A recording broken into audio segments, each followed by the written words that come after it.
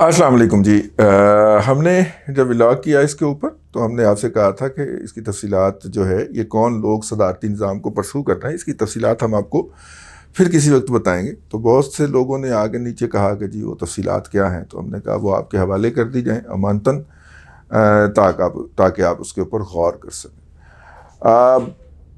बुनियादी तौर पे पाकिस्तान का मौजूदा आइन जो है, या आइनी स्ट्रक्चर जो है, वो है पार्लिमानी निज़ाम। मतलब कि जिसे कहना चाहिए हमने वो बरतानिया से इनहेरिट किया है। और हमारा ख्याल ये है कि जिस तरह आबादी जो है उसका फ़्लो एक जानब को है, झुकाव एक जानब को है। यानी आप अगर साहिवाल से लेके और झेलम तक का ये सफ़र बनता है, तकरीबन 100 मील इधर और 100 मील उधर लाहौर से, तो अगर इस तकोन को देख लें और इसमें फैसलाबाद भी ले आएँ, तो मुल्क की तकरीबन आधी आबादी से ज़्यादा इस तकोन के अंदर मुकीम है। तो फिर क्या किया जाए, मतलब इतनी ज़्यादा कंसंट्रेशन। और अगर हम बलूचिस्तान के ख़ास तौर पे वो इलाके जो ईरान के साथ मिलते हैं, चलें अफ़गानिस्तान के साथ मिलने वाले इलाके भी किसी ज़माने में ऐसे ही थे, लेकिन फिर वो जनरल मूसा साहब अपनी कम्युनिटी ले आए वहाँ से, और फिर अफ़गान जिहाद की बरकत से अफ़गानिस्तान के साथ वाली बॉर्डर के अंदर तो थोड़ी सी पॉपुलेशन आ गई। लेकिन ईरान की साथ से जुड़े हुए बॉर्डर के साथ जो हमारी पॉपुलेशन डेंसिटी है, आप उसकी मुख्तलिफ रीजनिंग कर सकते हैं कि वहाँ पर रिसोर्सेज नहीं है, रोज़गार के मौके नहीं है, वगैरह बला बला, रसल रसाइल के ज़रिए नहीं है, तो वहाँ पे पॉपुलेशन कम है, जो भी है। लेकिन और ये चूँकि इस्टेब्लिश्ड आबादियाँ थीं और अंग्रेज़ के दौर से भी पहले से मुग़लों के फुटप्रिंट्स थे, तो इसलिए यहाँ पे पॉपुलेशन का कंसंट्रेट हो जाना एक पॉसिबल बात थी, आर्गूमेंट हो सकता है। लेकिन हम लम्हा मौजूद के अंदर अगर बात करें, तो ये जो कुछ हो रहा, मतलब ये इस इतना जो इम्बैलेंस है, तो यहाँ पे अगर हम कोई सदारती इलेक्शन करवा दें तो पंजाब के अलावा तो कोई बंदा जीत ही नहीं सकेगा।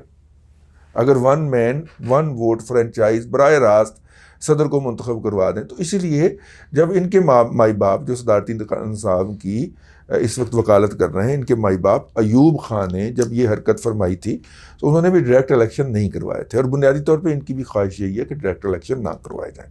लेकिन मैं उस तरफ नहीं जा रहा, हम इसको फ़िलहाल पस मंज़र में रख के आगे बढ़ रहे हैं। बुनियादी तौर पे मसला क्या है? बुनियादी तौर पे मसला है कि इसके अंदर ये जो आइन है, चूँकि इसके हवाले से इशारा दे दिया है जनाब फवाद चौधरी साहब ने कि उन्हें इस आइन के अंदर मौजूद इस्लामी शिक्कों से बहुत तकलीफ़ है। मेरा ख़्याल है कि फवाद चौधरी जो है उसको इस आइन के अंदर मैं ये राय दे रहा हूँ, मेरा ख़्याल है कि उनको तकलीफ़ नहीं है। उनको एक बात से तकलीफ़ है, वो जो 73 के अंदर 7 सितंबर को हमने इंट्रोड्यूस नहीं करवाई थी, है ना? ठीक है, आप ये फवाद चौधरी के बयान को, वो जो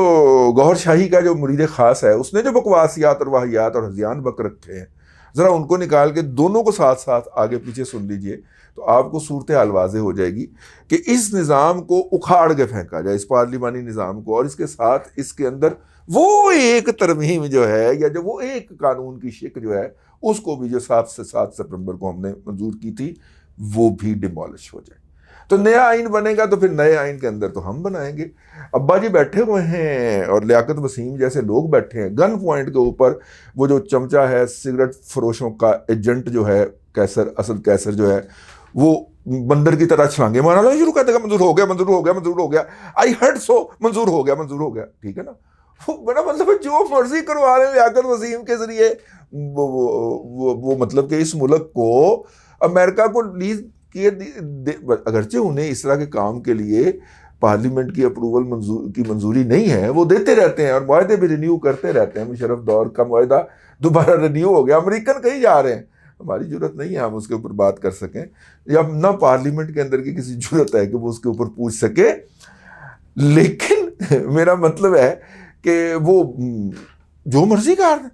वो मतलब कि वो जो भी ऑन ड्यूटी होगा वो अहकामात जारी कर देगा कि इतनी अक्सरियत से ये पास होना चाहिए, तो वो हो जाएगी। लेकिन सर इस कानून को अगर आपने सदारती निज़ाम में ढालना है, तो फिर आपको पूरा आइन जो है वो सदारती निज़ाम की तरफ لے جانے کے لیے ڈسمینٹل کرنا پڑے گا،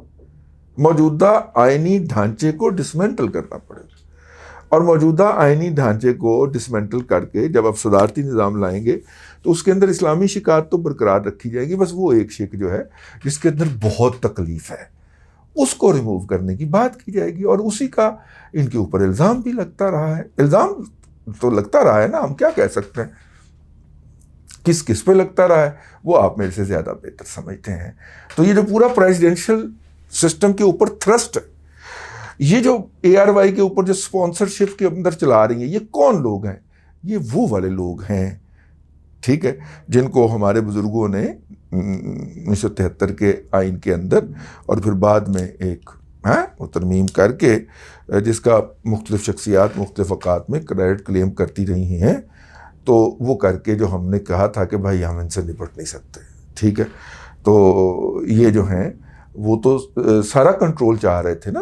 آپ کی عبادات کی redefinition in the lights and orders of جو ہے وہ کوئنس، برٹش کوئن کی ہدایات کی روشنی کے اندر اعتراف تو موجود ہے نا کہ وہ ملکہ کا خود کاشتہ ناجائز پودا ہے، ٹھیک ہے، وہ تو موجود ہے ان کے لیٹرز کے اندر جو چھپ چکے ہیں، تو وہ پھر اس کی ہدایات کے اندر اسلام کو ری ڈیفائن کرتا، ٹھیک ہے۔ بس یہ تھا، میرا مطلب ہے کہ یار آپ بھی کوئی نئی قسم کا اسلام بنا لیتے، یہاں پہ لوگوں نے بڑے بڑے اسلام گھڑ لیے ہیں، جہادی اسلام، صوفی اسلام، آپ بھی گھڑ کے بیٹھ جاتے۔ یہ جو آپ نے کہا نا کہ کاپی رائٹ ہم کروا لیں، جھگڑا اس پہ پڑ گیا، باقیوں کو بھی جینے دیتے، آپ بھی کہتے جی وہ سارے مسلمان ہیں۔ اب دیکھیں نا، مختلف فرقے مختلف مذاہب کے ہوتے ہیں، ایک دوسرے کے ڈینائل کے اندر یہاں تک نہیں جاتے کہ وہ کہیں کہ صرف ہم جو ہیں وہ کرسچن ہیں، یا صرف ہم ہی ہندو ہیں، یا صرف ہم ہی سکھ ہیں۔ وہ کہتے ہیں یار ہمارے مختلف قسم کے ہیں، یہ پیدا ہوئے تھے شاید واحد جنہوں نے آگے کہا کہ صرف ہم ہیں، باقی سارے کنجریوں کی اولاد ہیں، زندگی ہیں۔ ان کے جب نام نہاد اس نے کہا، یہ الفاظ اس کے ہیں، میں نے اپنے پاس سے نہیں کہے، جب اس نے کہا تو پھر باقیوں کو تو جوش آنا ہی تھا نا، کوئی جتنے سے جتنا مرضی بڑا بد کردار ہو، وہ یہ تو اجازت نہیں دیتا نا کہ آپ اس کو اس کی آئیڈیالوجی سے ڈسوسیٹ کر دیں، ٹھیک ہے۔ تو اب ان لوگوں کو موقع ملا ہے اور وہ کھل کے کھیل رہے ہیں، اور اسرائیل کی منظوری کی بات کرنے والی وہ جو ایک بریگیڈیئر کی بیوی اور ایک میجر کی ماں جو ہے، اس کا بھی تو بیک گراؤنڈ چیک کریں نا یار، ادھر نہ کرو سارا کام دادے سے نہ سوٹ دیا کرو، کوئی کام آپ بھی کریا کرو نا۔ تو وہ پھر اس کے بعد پھر یہ ایک نیچرل پروسیس عمل بنتا تھا کہ اور تو کسی طریقے سے ہو نہیں سکتا، یہ دندان ساز جو ہے کوئی آرڈیننس جاری کر کے یہ قانون ختم نہیں کر سکتا، تو قانون ہی کیوں نہ ختم کر دیا جائے، اس کو ہی کیوں نہ ڈسمینٹل کر لیا جائے۔ تو انہوں نے اس کے لیے مختلف جگہوں کے اوپر لابیز کی ہوں گی، فنانسنگ کی ہوگی، وہ سارا کچھ لے کے آئے ہوں گے، اور اس کے بعد وہ پھر اس پہ حملہ آور ہوں گے۔ جو کام انگریز یہاں پہ رہتے ہوئے تمام تر مائٹ کے باوجود نہیں کر پایا، اب اس کے جو ہیں وہ روتھ شائلڈ اور گولڈ سمتھ فیملیاں اور وہ سارے کنیکشن کر کے، ادھر سنو تو صحیح، اپنے اکبر ایس بابر صاحب کہتے کیا ہیں، کس کے جیتنے کی وہ امریکہ میں دعائیں کر رہا تھا، یہ ذرا وہ اکبر ایس بابر صاحب کا وہ انٹرویو تو سنے نا ذرا،